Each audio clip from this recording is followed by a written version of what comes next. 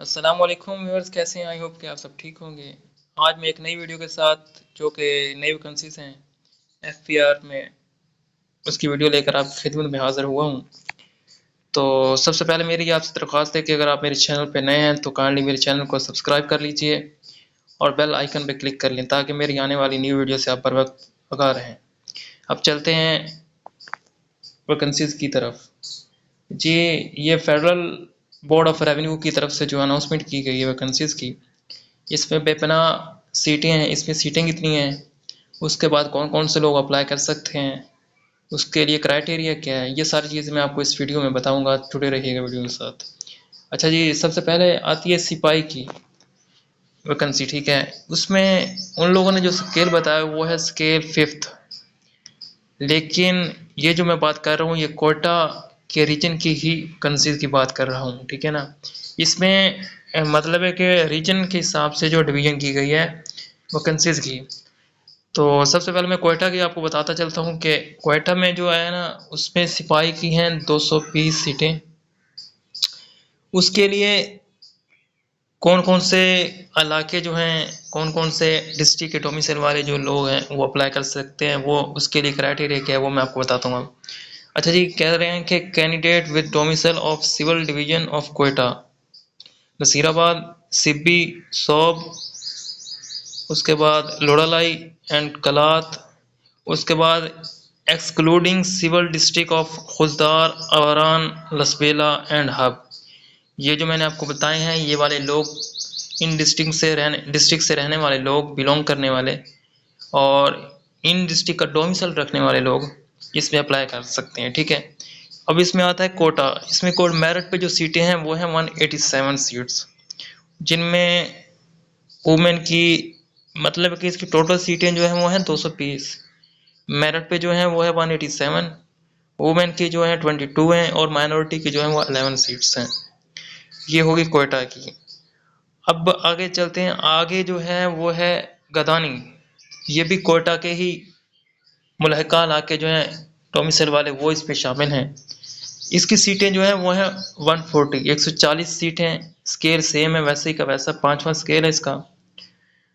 इसमें कौन कौन से डोमिसाइल वाले अप्लाई कर सकते हैं वो मैं आपको बताता हूँ। Candidate with domicile of civil division of Makran and civil district of Khuzdar, Awaran, Lasbela and Hub. मतलब है कि इसमें मकरान वाले भी अप्लाई कर सकते हैं, खुजदार वाले भी अप्लाई कर सकते हैं, अवारान वाले भी अप्लाई कर सकते हैं, लसबेला वाले भी अप्लाई कर सकते हैं और हब वाले भी अप्लाई कर सकते हैं। इनसे हट के और जितने भी डिस्ट्रिक्ट हैं वो अप्लाई नहीं कर सकते। ओके, अब इसकी डिस्ट्रीब्यूशन पे आ जाते हैं कि किस तरह से इसका कोटा जो डिस्ट्रीब्यूट किया गया है। इसमें मेरिट पे सीट जो है वो है 119। याद अपने जहन में रखिएगा, इसमें टोटल सीटें जो है वो 140 हैं, 140 सीट्स हैं और इनमें मेरिट पे जो सीटें हैं वो है 119। ठीक है, जिनमें वुमेन की 14 सीटें हैं, माइनॉरिटी की 7 सीटें हैं। ये गदानी मतलब है कि कोयटा बलूचिस्तान का जो है वो ये कोटा था। अब नीचे चलते हैं जी, नीचे आ जाता है इन्फोर्समेंट इंडस। इसमें मे भी सारे के सारे ही हमारे जो है सूबे, उनके जितने भी लोग हैं वो सारे के सारे इसमें अप्लाई कर सकते हैं। इसमें सीट वही है सिपाही की, ओहदा भी वही सिपाही का है, स्केल इसमें वही 5वां है और इसमें सीटें जो हैं वो है 1200 सीट्स हैं। ठीक है, क्योंकि इसमें सीटें इस वजह से भी ज़्यादा हैं क्योंकि इसमें ओवरऑल पूरा पंजाब जो है ओवरऑल पूरा पाकिस्तान इसमें अप्लाई कर सकता है। ठीक है, अब इसमें कौन कौन से रीजन अप्लाई कर सकते हैं वो मैं आपको बताता चलता हूँ। सबसे पहले आ जाता है खैबर पख्तूनख्वा के इलाके और उनका डिस्ट्रिक्ट कौन से जो हैं वो अप्लाई कर सकते। इसमें बड़ग्राम, कोहिस्तान, शांगला, उसके बाद हरीपुर, स्वाबी, अटक, डेरा इस्माइल खान, मानसेरा, कोहाट, नौशहरा, लकी मरबत। ठीक है, ये वाले लोग इसमें अप्लाई कर सकते हैं। खैबर पख्तूनख्वा के डिस्ट्रिक्ट जो हैं ये वाले अप्लाई जो मैंने आपको बताए ये सारे अप्लाई इसमें कर सकते हैं। अब नीचे आ जाता है पंजाब का। पंजाब में जो आते हैं डिस्ट्रिक्ट मियांवाली, पखर, डेरा गाजी खान, लिया, मुजफ्फरगढ़, राजनपुर, रहिंजर खान, बहावलपुर। पंजाब के ये डिस्ट्रिक्ट जो हैं वो अप्लाई कर सकते हैं। इसी तरह सिंध के आ जाते हैं।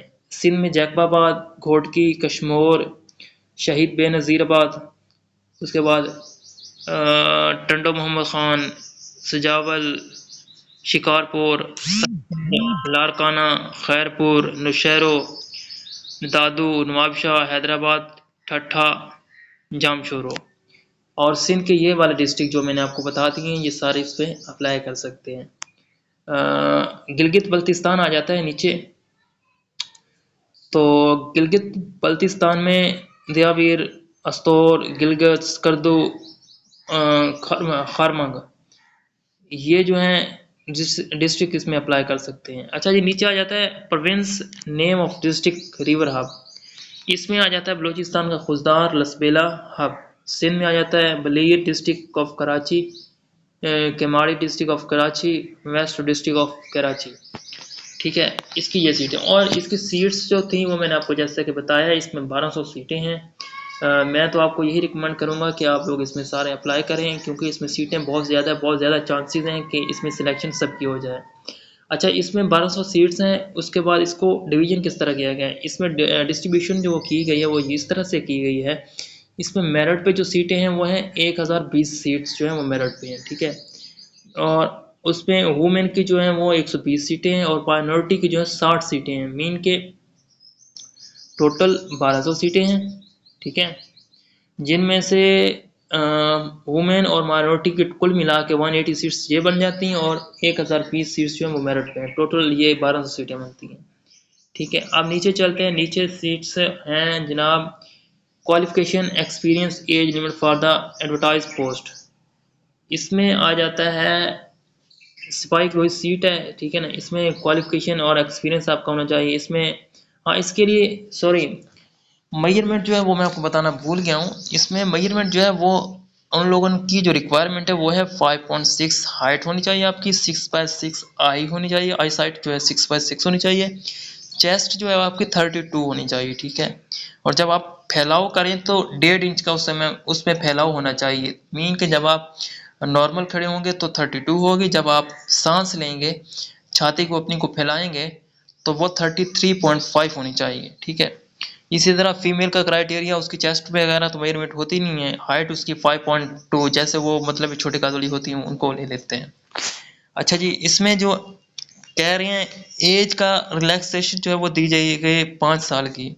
इसमें मिनिमम जो वो मांग रहे हैं 18, और मैक्सिमम उसमें 25 है। उसके बाद 5 ईयर जो है रिलैक्स करके ये 30 तक बन जाती है। अच्छा, इसके बाद आ जाती है नॉर्मलाइज, उसके बाद आते हैं जनरल इन्फॉर्मेशन कि इसमें कौन सी कंडीशन और टर्म्स हैं।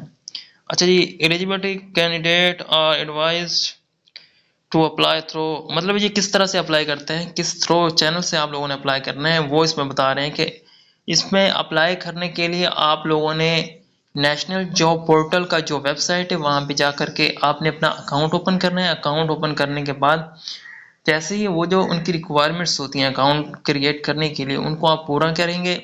पूरा करने के बाद उनका क्राइटेरिया है, उसके मुताबिक अगर आप अपना क्राइटेरिया डालेंगे, आप उसके मुताबिक आपका क्राइटेरिया हुआ, तो तब जा करके आप इस पोस्ट के लिए अप्लाई कर सकेंगे, अदरवाइज आप अप्लाई नहीं कर सकेंगे। ठीक है, अच्छा जी, नीचे आ जाता है कि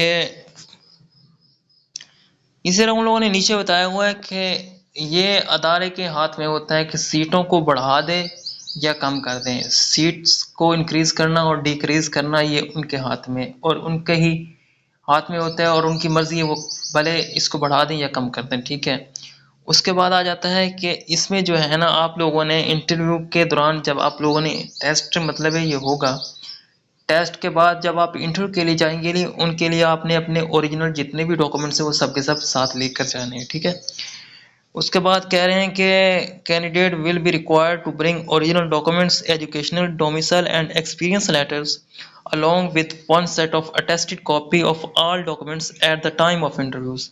मतलब है कि आपने ओरिजिनल डॉक्यूमेंट्स भी लेके जाने हैं और एक अटेस्टेड कॉपी होनी चाहिए आपके डॉक्यूमेंट्स की, जिसमें क्वालिफिकेशन के डॉक्यूमेंट्स होंगे, एक्सपीरियंस लेटर्स होंगे, उसके बाद डोमिसाइल होगा। इनकी आपने एक अटेस्टेड कॉपी अपने साथ लेकर जानी है जो कि आप लोगों ने सबमिट करवानी है वहाँ पे। उसके बाद होगा कि स्क्रीनिंग स्किल्स टेस्ट होंगे, जहाँ पे उनको ज़रूरत होगी, will be conduct as per requirement policy of the federal government. Physical standard height and chest measurement along with other physical tests that the requirement committee deems necessary. Running push-ups, chin-ups for the post of Sipahi will be conducted for pre-screening of the candidate. Female candidates shall also have to undergo physical standard height and other मतलब जो भी test होंगे अफोर्डमेंटल जो होते हैं। अच्छा जी, वो नीचे कह रहा है 10% कोटा फॉर वुमेन के लिए, 5% कोटा जो है वो है माइनॉरिटी के लिए, माइनॉरिटी मीन नॉन मुस्लिम्स के लिए। उसके बाद वो कह रहे हैं हाँ इसमें जो है ना आप लोगों की मैं मेन बात जो है वो आपको बताना भूल गया हूँ। इसमें आपको एज की रिलैक्सेशन 5 ईयर की दी जाएगी, ठीक है। उसके बाद आप लोगों ने इसमें टाइम से पहले अप्लाई करना है और आपको इंटरव्यू जब आप देने जाएंगे उसके लिए ना आपको कोई टीए दिया जाएगा, ना ही कोई टीए दिया जाएगा। मतलब कि आपको आने जाने के एक्सपेंस और खाने पीने का कोई चीज़ आपको नहीं दिया जाएगा, आप अपनी पॉकेट से ही वो सारे एक्सपेंस करेंगे। और इसकी लास्ट डेट क्या है वो मैं आपको बता देता हूँ। इसकी लास्ट डेट है 15 जुलाई 2025 मीन के 15 जुलाई 2025 से पहले पहले आप लोगों ने इसमें अप्लाई कर देना है। मेरी आपसे आपको मैं मुतबाना और बरादराना जो है वही मेरा आपसे मशवरा है कि इसमें वैकेंसीज बहुत ज़्यादा हैं। टोटल कुल मिला के 1500 से भी ज़्यादा सीटें बन जाती हैं इसमें अगर कुल मिलाएं तो ओवरऑल। तो मेरी तो आपसे यही दरख्वास्त है और आपको मशवरा है कि आप इसमें सब अप्लाई करें। इसमें 70% चांसेस होते हैं कि जो जो अप्लाई करेगा वो सारे के सारे इसमें सिलेक्ट हो जाएंगे। हाँ वो अलग बात है कि इंटरव्यू में जब आप लोग जाएंगे वहाँ पे आपको रिजेक्ट कर दें तो कर दें। अगर आपके पास नॉलेज नहीं होगा, आपके पास कॉन्फिडेंस नहीं होगा तो फिर वो आपको रिजेक्ट कर सकते हैं। अदरवाइज टेस्ट आप लोग इजीली क्लियर कर सकते हैं अगर आपकी मेजरमेंट और क्राइटेरिया उस पर पूरा उतरते हैं तो बाकी अगेन मैं आपसे यही बात कहूँगा कि अगर आप मेरे चैनल पर नए हैं तो मेरे चैनल को सब्सक्राइब कीजिए और बेल आइकन पर क्लिक करें ताकि मेरी जितनी भी नई वीडियोस आती हैं जॉब्स के हवाले से वो बर वक्त आप तक पहुँच सकें और उसकी डेडलाइन जो होती है डेट उससे पहले आप उसमें अप्लाई कर सकें। Thank you. इंशाल्लाह मिलते हैं नेक्स्ट वीडियो में। खुदा हाफिज़।